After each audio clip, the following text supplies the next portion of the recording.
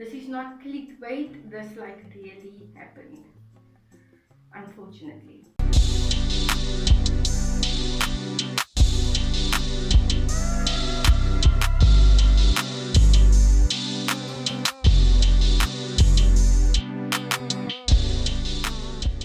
Hi guys, what's up and welcome back to my channel. So if you're new here, my name is Afrolecia and over here, natural hair is normally the topic but not today. Today is kind of a story time and I know you saw the thumbnail and the title. So it's kind of bad but not that bad. Yeah, let's kind of get straight into the video. I'm kind of going to share with you guys the whole story time about the time my car got stolen. This is not clickbait, this like really happened, unfortunately. But I just need to give you guys a small backstory about my car. So I was gifted by my late grandmother a Corsa Light. I don't know what model, just know it was grey. And I gave it the name Kari. So if I ever mention Kari in here, that's Kari B. So yeah. Anyway, I got that car, I think I was 19 or 20. Yeah, I didn't have my license. I only had my learners. My learners expired while I had the car. And yeah, oh, all of this happened in 2020. So I'm kind of going to talk about what happened and what I learned from it.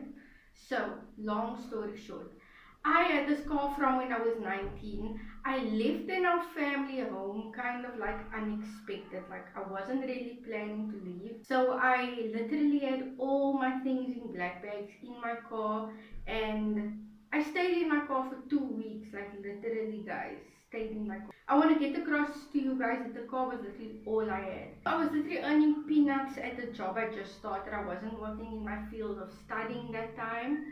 So this was in 2019 then, because 2019 was when I left. And I stayed in my car for like just under a month, and then Morton and I finally got me a place. It wasn't in the best neighborhood, like it was kind of the complete opposite. Like I don't want to say the neighborhood because I really don't want to speak bad about the place. Like I learned so much there. Like if this whole thing didn't happen, guys, I would have probably been a totally different person. I also started my YouTube channel from being in that state of my life, so I'm really grateful for it. Like in the time even when I was living in my car, I knew there was people I could actually go to and say like, look, I don't have a place to stay now, I'm in my car. But I knew, I don't know how I knew, I just knew I need to do it on my own. This is something like the Lord is putting me through. We found a place, and if you even look up this place, like it will tell you it's one of the like top 3 dangerous places to live in Cape Town. Like, yeah. So I found a place, I kind of found a room. I was living in a room in somebody else's, like, in this other people's house. There was 2 other people living with me. And we paid rent kind of to another guy. I never met this guy. I know the one guy, he was Brian. He was very nice. I don't think his real name was Brian though. But yeah, and another girl that lived there with her kid. So yeah, we all just lived in rooms together. There was a bathroom that we shared and a kitchen. I was just really happy to have a roof over my head, guys. Like, no lie, I didn't care about anything else. So yeah, I was staying kind of in this room. If you guys watch my older videos, you'll see with the green background. That was it. That was where I was staying. As I said, very dangerous neighborhood, and I came there with myself and my car. So that was the one requirement where I was looking for a place. I just want to know that there's at least space for my car. So long story short, I found this room and it literally then had my car parked in front of the place. No fencing around, nothing. Literally just on sand in front of the house. But the good thing was, like, I was like right there by the window. If I open my window, I can see my car. So I felt a bit safe with that, and I was like, okay, I'll just put my bed by the window. I'll sleep with my window open, and if anything happens, I'll be able to hear. That's what kind of the whole mindset I went through. I stayed in this neighborhood for longer than a year. It came out to like a year and a few months that I was staying there. I don't know how I got through there safe because, oh my word. Like it was, one thing I want to say is, it's not that color's an issue, but there was no one of my color anywhere in my road. The people I stayed with all spoke a different language. Like everyone just didn't gel with me. So like even when I walked in the road, people would like look at me like, are you in the right area or you lost. Like I never went outside. I was always just park my car, go inside. And I would leave to go to my friends or whatever. A lot of my friends didn't even know I stayed in this area. Like I just acted like everything was good. Morton and I then planned to get married, and he was still staying at his parents' house. So Morton and I then planned to get married, and we worked on getting our house together, which this is the product of everything. But before this, so we planned, we got it, we applied, we bought the house, and then I was moving my things, and I moved most of my things. This is now in, I'm getting to where they stole my car. This is the night before. Morton came with his bucky and removed kind of most of my things. So the next day was the last day was like the last day of the month. I was going to be that side. So I went there the day and I was like, okay, I'll just sleep here for the last time. The next morning I'll clean everything and I can leave. So I had my car there, parked, and went to sleep. Guys, so I woke up the morning very early, like kind of excited, like this is the day I'm saying bye to everyone. I look out of the window. Now I don't see my car. Now before, Morton used to sometimes take my car now and then. So I close the window and I'm like, did Morton take my car last night? Like, and I open the window again, and literally guys, when I tell you, I never felt that feeling ever before. When your heart like drops, like, it's like you're so stunned. I was so stunned, like I started to shake. I started shivering and I was like, I just couldn't believe it. I opened the window and I tried to look to see if I could see anyone. Obviously not. It was like early hours of the morning. And then I just sat myself down and I literally told myself, yo, I feel like I'm going to get a heart attack now. And I literally calmed myself down by just telling Jade, like, just relax, man. It's just material things. It's almost like just someone stealing. It's nothing got to do with soul stuff. Don't worry like that. I really had to like calm myself down by actually speaking to myself. I then phoned Morton, crying on the phone. Morton didn't believe it. He immediately then came driving down with his bucky. So I was immediately next on the phone with the police, just telling the police, look, my car was stolen now, like I don't know what to do. And they asked me for my address, and they were kind of like, I would say they irritate with me, but I do understand because I've been living there for a year and something, but I did not know my address. Like I just know how to drive there. I don't know the address. I know in what area it is. But like if you ask me the house number and the road number, like I have no idea. Even to this day. There's like house digits of like 5 numbers and a road name that probably isn't in my language. I knew that there was a clinic there by me. So I told them I'm in the road of this specific clinic and my house number is, I knew the first 2 numbers were 33 and I just made up a number. I told them like, this is my car, please just be on the lookout. They said they're gonna tell all their vans and they're gonna look out for my car. And yeah, that, like it took probably about like 30 minutes where I was then in my room waiting for Morton at that time. But I was coming to a conclusion that my car's gone, man. Like it doesn't matter, like just let it go, like it's gone already. I don't even worry about what happens with, I didn't worry about anything. I didn't even want to speak about it. When Morton came, I even told him like, look, my car's gone. Let's not even speak about it. Let's act like it didn't even happen. Act like I didn't even have a car. Just to make me feel better. So I have this friend. She is now ordained as a pastor. She wasn't when this happened. But so what happened was I just made my status on WhatsApp. Yeah, you can't just get a, like, something about I can't get a break or something like that. And because I felt so overwhelmed by y'all, like, look where I'm staying, look, my car's now gone. Like, I felt like my life was really falling apart.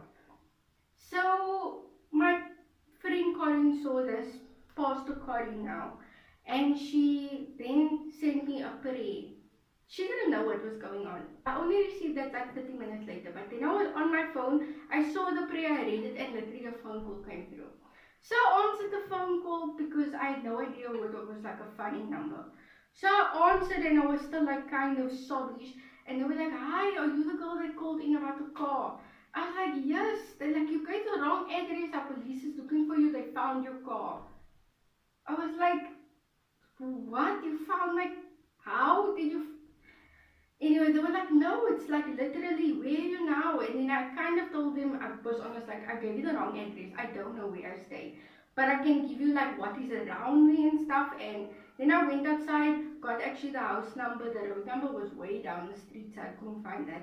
But I told them the shop that was like right across my house.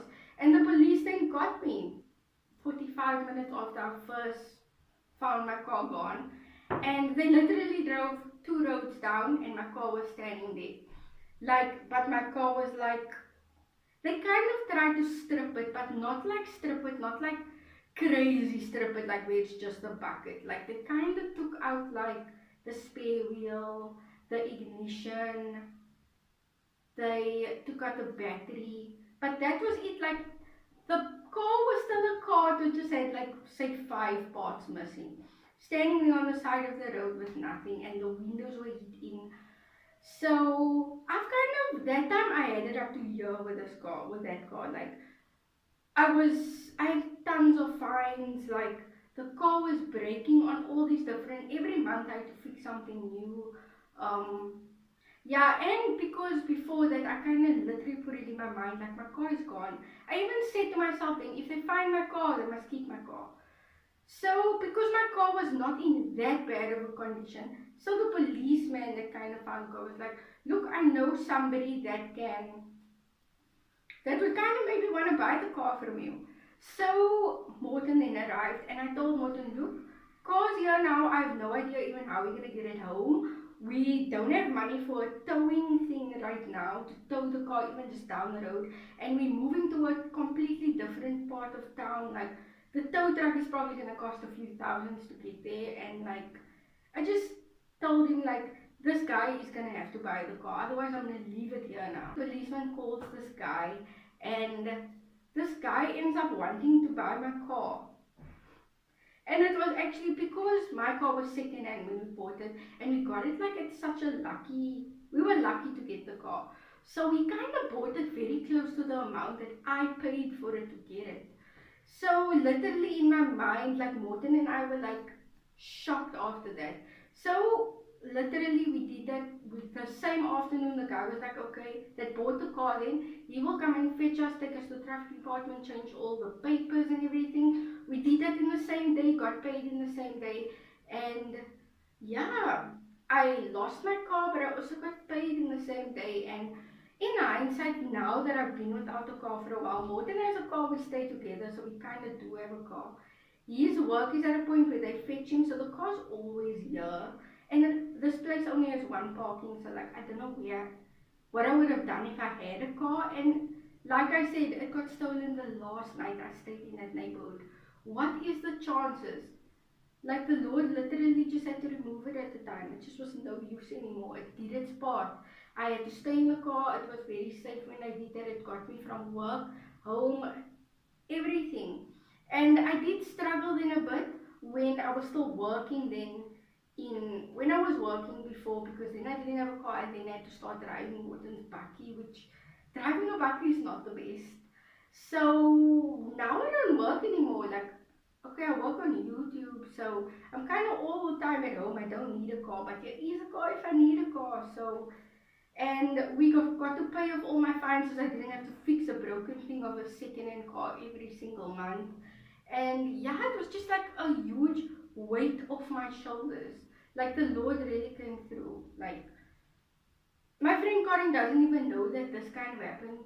I don't think she knows, but yeah, it's just like, yeah, the Lord came through at the time, and I thought, like, literally, like, there's no silver lining to this cloud, but literally it wasn't even a cloud. Like, the Lord removed the cloud.